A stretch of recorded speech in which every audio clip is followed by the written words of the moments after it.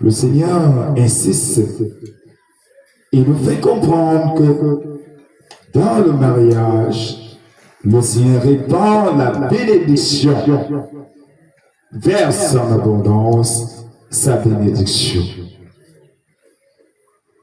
Et lorsque les deux sont unis, le ciel se rouvre. Le Seigneur pouvait visiter la Vierge Marie, étant pas encore accordé à mariage à Saint Joseph. Mais le Seigneur a attendu le moment où la Vierge Marie sera accordée à mariage à Saint Joseph pour envoyer l'ange du Seigneur. Ce temps, ce moment précis. Le Seigneur pouvait visiter Saint Joseph avant, mais il a attendu ce moment pour bénir ce couple, pour bénir cette famille, pour inonder et montrer son amour. Le Seigneur nous fait comprendre que la vie, l'homme doit s'ouvrir. Bien que nous soyons différents, nous sommes appelés à nous ouvrir les uns les autres. Oui, bien que nous soyons différents, que nous ayons différents goûts, nous pouvons marcher ensemble. Vous pouvez vivre ensemble. Vous pouvez faire route ensemble, bien que vous soyez différents. Bien que vous soyez différents, quelque chose de beau peut sortir de là. Quelque chose de grand peut sortir de là. Nous sommes donc appelés à ne pas regarder nos frères comme des indigènes, comme des torchons, comme des animaux. Nous sommes appelés à nous ouvrir les uns les autres, à nous supporter les uns les autres, à nous accepter les uns les autres, bien que nous soyons différents, chacun tel qu'il est. C'est quelque chose de merveilleux de voir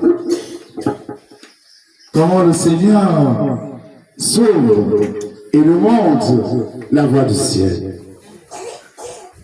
Nous pouvons être unis étant différents.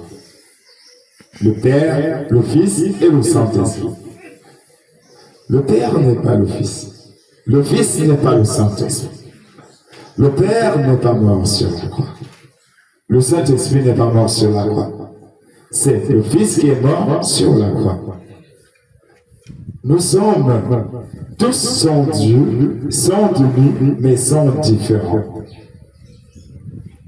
C'est dans cette différence, nous sommes appelés à nous ouvrir. Le Seigneur nous fait comprendre que la solitude parfois peut être un obstacle à nos grâces. Parfois, la solitude. Lorsque nous fermons les portes,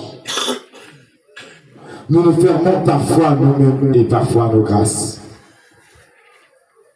Parfois, lorsque nous nous ouvrons aux autres, des opportunités s'ouvrent aussi à chacun d'eux. Le Seigneur attend parfois, quand tu es déjà ouvert à celui qui est différent de toi, pour te bénir. Le Seigneur attend souvent le moment opportun pour te libérer de ton angoisse, pour te révéler des réalités à travers l'autre qui est différent de toi. Et ce matin, sans toutefois tergiverser, le Seigneur nous invite à la vie en communauté, vie en famille, nous invite au mariage. Alléluia.